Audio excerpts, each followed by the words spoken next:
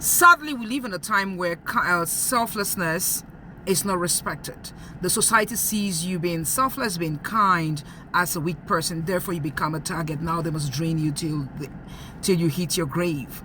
Now you must understand there's a difference between being selfless and selfless and being selfish. So most of the people that we think they are selfish, boy, most of them are not. These are mostly people who have understood the principle of setting boundaries. These are people who know when to say no and they don't feel guilty about it. Now I'll tell a little story about me. I used to struggle, and I'm still struggling a little bit, but I'm getting better at it. I was a person, or I'm still a little bit that person, to say no to a friend. Let's say they ask for an offer or whatever, some services from me, and I am, even if I'm not in a space to do that, I am not comfortable doing that, I will just feel guilty saying no. I will have to push myself. Okay, I will try. I will try. But honestly, this is me going extra mile, and these extra miles are not needed because the society defines it differently. They always see it like you are a weak person, and then they will come to control you. So I told myself that I have to stop this. I have to learn to set boundaries and be firm on them. Learn to say no and don't feel guilty about it. Because people don't really even understand how much sacrifices you are making at some point.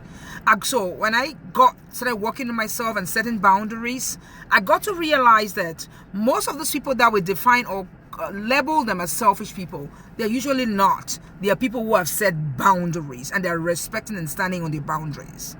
They're going to say no effortlessly and they will not feel guilty about it. Get there. When you know you are there, you're able to tell somebody, hey, I'm sorry I can't make it. And you don't think about it. That's how you know you have gotten there. You're going to tell somebody, I'm sorry, I can't give you that right now. And you don't feel guilty about it. Get there. It's a place of peace. It's a place of comfort. So that you don't get to do something for someone and you come and sit behind and start thinking, why did I do it in the first place? Why did I tell her I was going to take care of a child in the first place? But they asked you and they said yes. And you knew that was something that you were not comfortable doing. Yet you said yes. And then now you're feeling guilty about yourself. No. Don't give your energy like that to anybody. Nobody deserves it. You deserve to keep all of it to yourself and only share if you are comfortable doing so. I was there. I'm still struggling a little bit, but I think 90% of me is now good. And I'm still working on it. So learn to set boundaries. Those people who say, oh, they are very wicked, they're selfish. Most of them have set those boundaries. No, they are not selfish. You know, in Cameroon, this person Konto, they are Konto too. Most of the time when I say people are Konto, or they what's that? What's the English word for it? I don't know. Like they're money tight, yeah? People they understand what's up. You know what I mean?